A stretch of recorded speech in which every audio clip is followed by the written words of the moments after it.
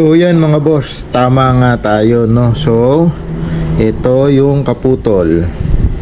Yan. Yan. Yan yung kaputol no. So yan yung tappet plate nya no. So yan lang, ganyan lang kasimple. Ito medyo nakakatakot to. Yan, nasiraan na ako niyan. So malambot din yan.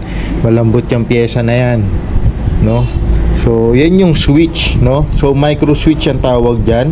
Yung mga mouse nyo sa computer merong ganyan no. So yan. So ganyan lang kasimple yung layout, o yan lang yung laman ng gearbox ng Classic Army Stoner LMG.